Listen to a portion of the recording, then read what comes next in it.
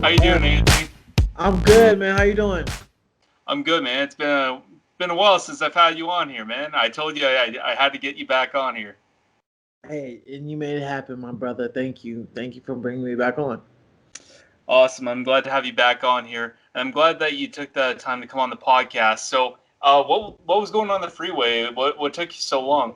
Ah, man, traffic. LA traffic, man, is bad. I left Long Beach at 3:45, so it took a while to get here, especially when you're dealing with the five freeway. Yeah. Traffic, accidents. Well, I was gonna say yeah, because for myself, I don't know what that traffic life is like. I live in a small town, so to get to point A to point B is like 10 minutes. Absolutely, exactly. So it's a little different, but hey, as long as you get to your destination safe, you're good. That's awesome, man. Well, I'm going to jump right into it. Before we get into the big news that you spilled a while back, let's talk about another big thing. I mean, you got to spar with Jake Paul. So, for people that don't know exactly what happened, so can you kind of explain how that all came about, how that all started?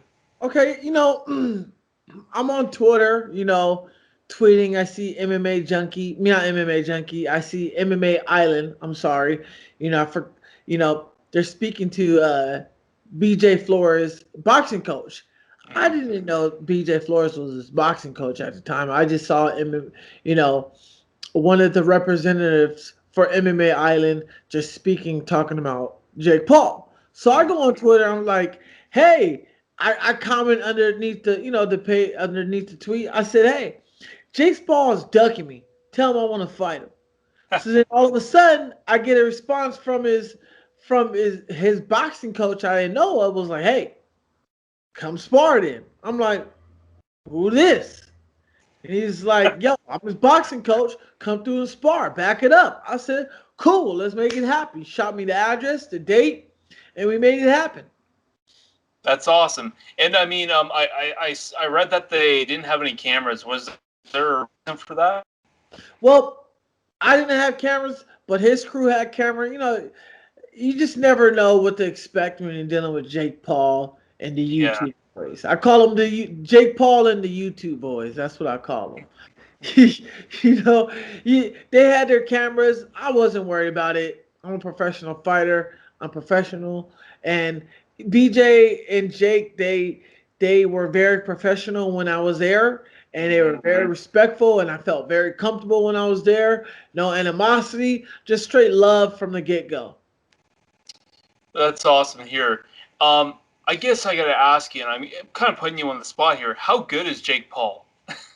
Well, Jake Paul is not bad for a guy who makes money from YouTube, but he's not bad for a guy who's been training for about 2 years straight, nonstop.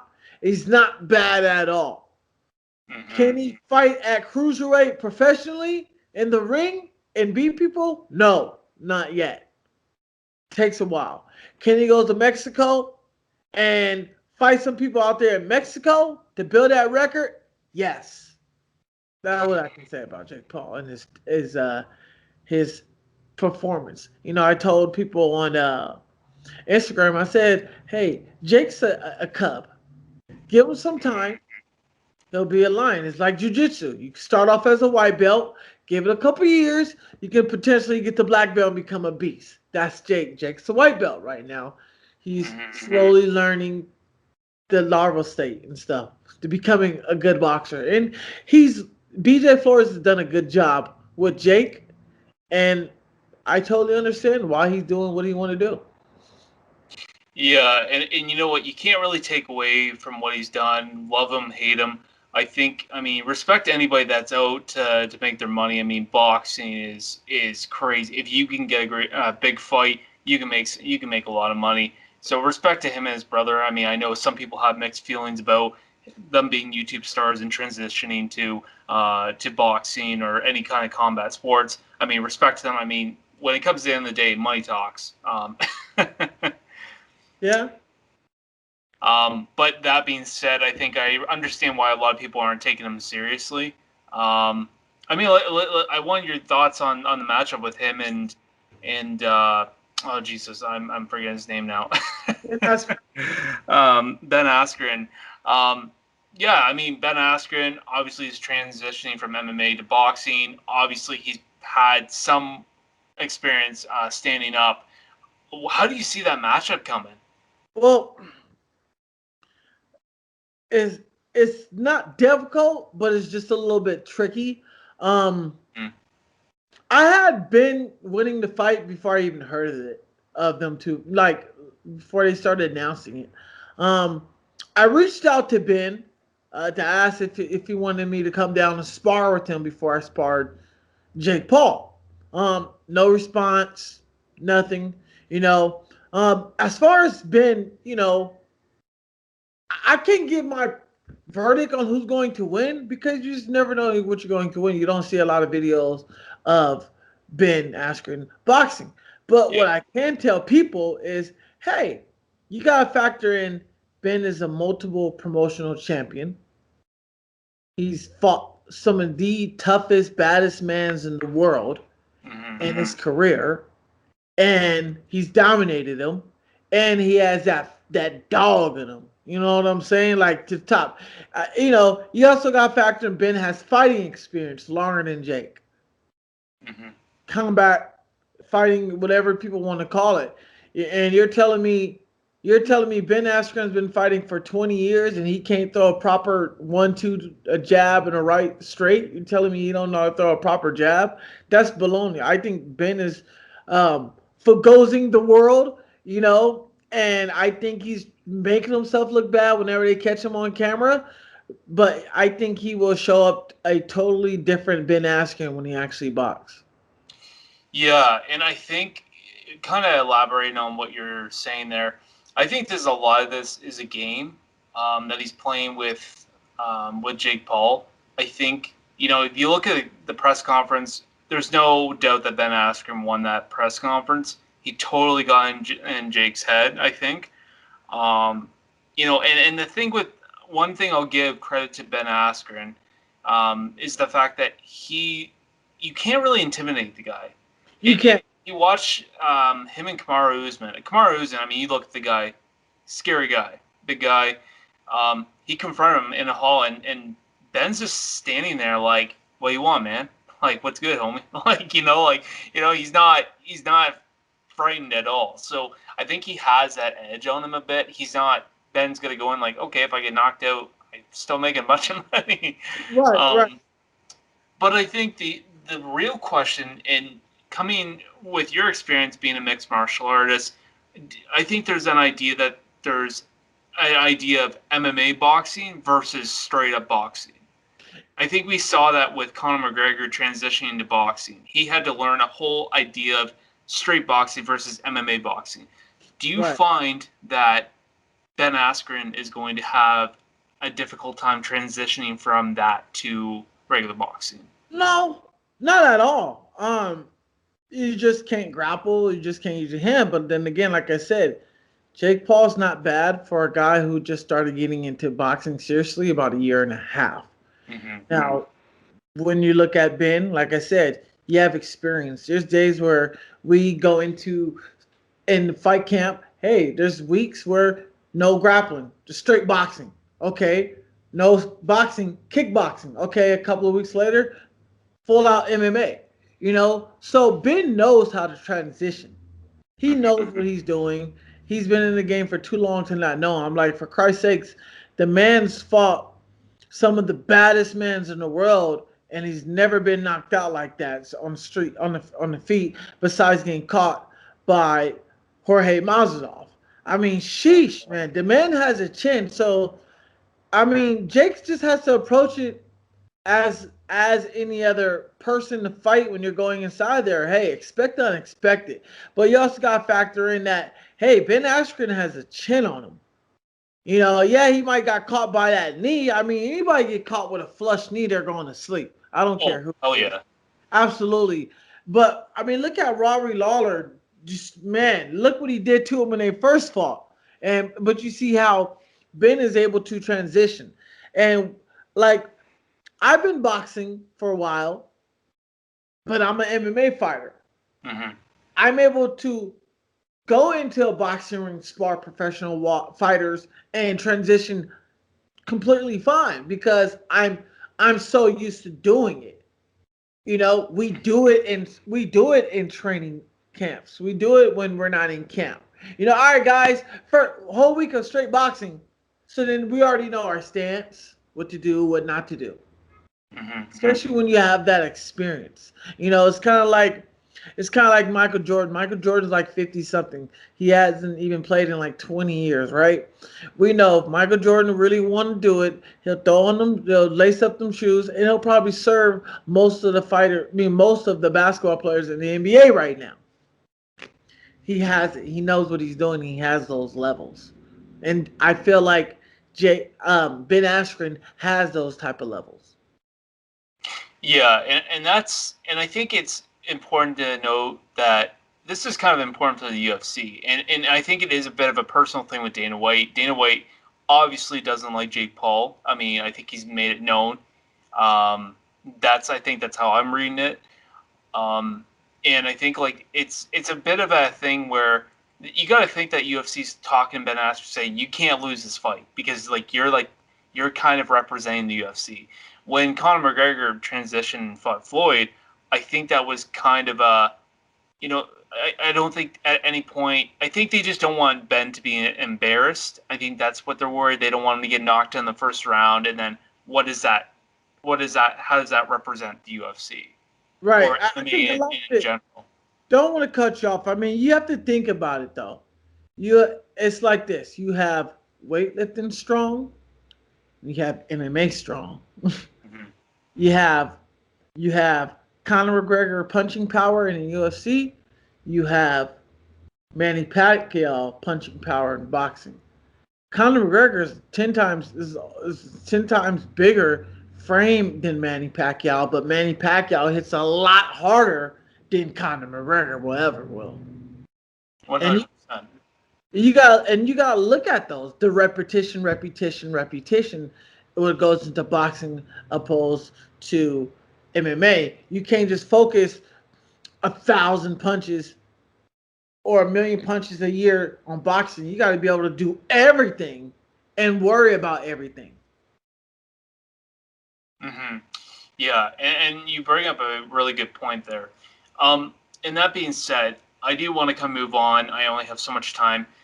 So let's talk about the Elite MMA. I mean, you made a big tweet, big news, 155 pound title fight. So talk to me. How'd that all work out? How did that process start? Well, I seen them when they fought. So they signed Henan Barral, the ex bantamweight UFC champ, and Really? then Okay. yep. And today they just signed Eduardo Dantes, Very uh, nice. from Bellator, their ex 135 champ. I think they're opening doors. I spoke with the owner Ivan, and his team, and they was like, "Hey, let's bring you on board. We have a goal for you, and we want to set those goals." So we've been talking for about a couple of months, and he was like, "Hey, let's get you going. We don't know the dates, but you'll be fighting in Germany. We'll give you a first fight with us as the 155 champ." Now, if I want to fight for the 45 title, that's an option. But my goal is to get to the UFC, and I've expressed it with them, and they say, "Hey, my goal is to help you get to the UFC, Anthony." 100%. They So know what's at stake, right? exactly. So I know what's at stake, and I tell people, "Hey, I might be in the UFC by the end of this year or the beginning of next year." It's a fact. Like it's just who I am. I know it. I speak Mhm. things into existence. I make it happen.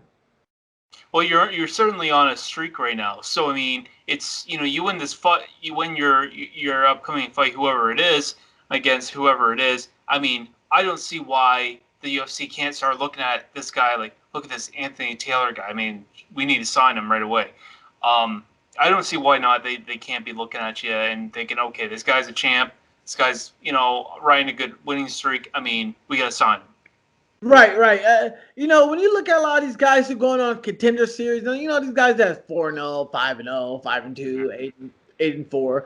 You know what I'm saying? It's like you guys haven't really fought experienced fighters, but when you look at a guy like me who's fought for Bellator for many years, I have that experience. You can look at my resume and be like, "Hey, bro, uh, you ain't no slouch. You ain't fought no bums, no cans. You fought some top guys in Bellator, and you fought some couple of UFC fighters. So a lot of people can't really criticize my fighting skills and the people that I fought." Yeah, and just to kind of add on what you're saying, talking about Contender Series, I think it's important. You brought up a great thing.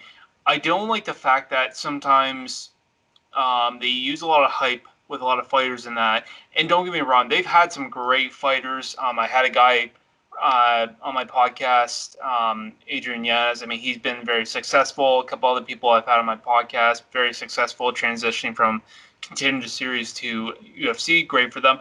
But I find, and I understand what you're saying, I find there's an issue where a lot of these guys or these girls come in and they're only 5-0, 6-0. That's great. I mean, your record looks good on paper, but it's who you fight and it's where you fought.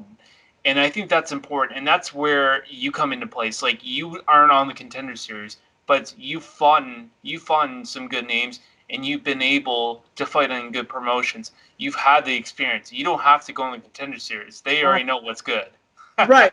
Exactly. I don't need to. I fought on major organizations and won. I fought on Combate and won. I fought on Bellator and won. I fought on Bama and won. I fought all around the world. When you look at Contender Series, it's pretty much no name guys. Those guys who that not really known within their region. But when you look at Anthony Pretty Boy Taylor, okay, this guy's known around the world. You know what I'm saying? Like, everybody knows who I am in the world in the MMA. Oh, the pretty boy guy, the guy who sparred Jake Paul, the guy who talked about Keisha Coates, the guy who fought James Gallagher, the loudmouth guy. Everybody knows who I am. So I built that brand for who I am. I built that brand, and that brand that I do and talk about what I say on Instagram, when I say on Twitter, that brand comes with me. I built it up. UFC didn't build it up. Bellator didn't build it up. Nobody else besides me and my team built my brand up. And when you look at Contender Series, it's not for me. I, I deserve a little bit more respect than Contender Series. 100%. And I think I'm ready to step in. I tell a lot of people, like, hey, 45, 55, when you need me, I'll be there. And one thing I remember, I think we were talking about last time I had you on, was talking about brand. And obviously I know that you like to do all, like, sort of getting into the acting stuff as well, doing a lot of, like, the modeling, et cetera, et cetera. I think that's good on the side as well. I don't think some people don't realize how important that can be for some fighters. I know some of the female fighters do it, obviously, for obvious reasons, to help with your brand. But I think it's important for the men to do it too. I mean, some people don't understand how important it can be just to help you get your name out there. It helps other organizations say, oh, it's not even about winning. It's just about being likability. It's no different than any other job. You might not be the best fighter in the world, or you could be the best fighter in the world, but if you're not liked, it makes it harder for people to sign you. Right. I look at stuff like, hey, people say, hey, are you a fighter? No, I'm not a fighter. I'm an entertainer. Because Exactly. I remember you bring that up.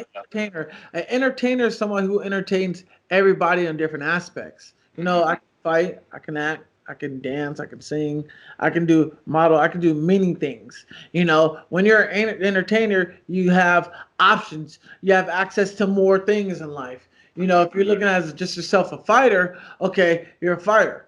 That's it. When you look at Fedor Emelianenko, it's like, okay, he's a fighter. He's not an entertainer. He doesn't really speak English at all. You really can't build that brand besides he just kicks ass at heavyweight. That's all you can really think about, and just, okay, Fedor just kicks ass. What can Fedor bring? When you look at, like, GSP and Connor, GSP is doing the smart because he's like, hey, not only am I fighting, but I'm doing commercial ads and promoting. I'm also getting into movies. So he's expanding his portfolio. The perfect example, The Rock. The Rock was just 100%. only wrestling. He expanded his portfolio and got into acting. And look out now, the biggest star in the world. Now imagine if Connor did something like that. I would love to see Connor in a movie. I would love to see what he could do. I just, who knows what's going on? You just never know. So I tell a lot of people, hey, just don't think don't brand yourself as a fighter. A fight, you know what I'm saying? Like, hey, it's a cockpit, go ahead and fight. I'm an entertainer. An entertainer makes more money than a fighter. Mm-hmm. Mm-hmm. And I tell people, go out and have fun. Absolutely, you said the best, man. With your coach, I mean Antonio McKee. So obviously, as I hear, you don't have an opponent yet, or what's going on with that? Nothing yet. We're working on it. Me and my team is working on it. Ivan and his team is working on it. We'll be ready when it comes. I'll be the 155 champ again. It'll be my second world title, and I'm looking to take over Europe. Awesome, man.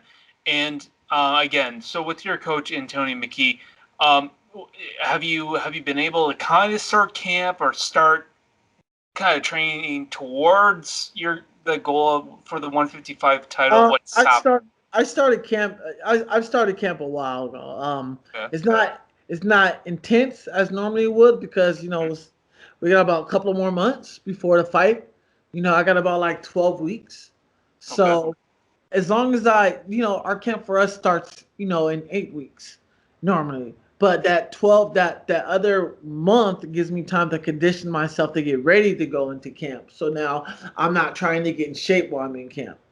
You can just dial in and you can just be prepared, and I think that's one important thing that some fighters need to always remember is sometimes it's easier to stay in shape, and then once you're in shape, you don't have to worry about the weight cutting. You don't have to worry about getting in shape. You can just dial in. You can focus on your opponent, and you can get ready for your opponent. I think that's smart on your end. Exactly, and I'm prepared and ready for it. So, that being said, obviously, you mentioned. So, do you feel capturing this title and then possibly capturing the other title, you have no choice but to be in the UFC? Absolutely. Say if I did capture this title and all of a sudden Hannon Barral wanted to fight at 45 and I beat Hannon, who knows what can happen? You just never know. I am that top. I would be that top free agent. 100%. I'll be the hottest guy that hasn't been signed. I had a good time with Bellator. But I just feel like they're not the direction where I want to go in this point in my career at the moment. I thank them for giving me the opportunity to showcase the pretty boy. I just think I know where I'm at with my career and what I want to do with myself in my fighting career. I feel like I'm in more control instead of them saying, "Yo, go fight this guy, this badass guy." So I mean, if you look at it now, like look at my first three fights who I fought. I fought Gallagher and Bowers. They're both top five for the title, for title contenders. That tells you a lot about a person and his ability. I fought Dean Barry, who's now in the UFC. I fought Chris Avila, who's fought in the UFC. So I fought killers, and I made an adjustment to my career to where I'm able to be the killer, and I understand what's going on inside there because my IQ is improving every day, and I understand what's at stake. You lose, you take 3 to 4 steps back. Mm-hmm. I have to stay ready and have to stay focused, and I have to keep going because you stop, things tend to catch up on you when you stop. 100%. Um, and then just second last one here for you. So, as far as I'm concerned, you haven't fought overseas, correct? No, I fought many a times overseas. I fought Okay. Gallagher overseas. Okay. I fought Dean Barry overseas. I fought Adam Bowricks overseas, and I fought Mike Hales overseas. Okay. And seeing that obviously Elite MMA, you said it's going to be in Germany. Germany. Does fighting overseas, does that bother you? Do you ever get weirded out with time changes, etc.? Nah, it doesn't bother me. I've been used to fighting on the road my whole career. I'm from a little city in Oakland.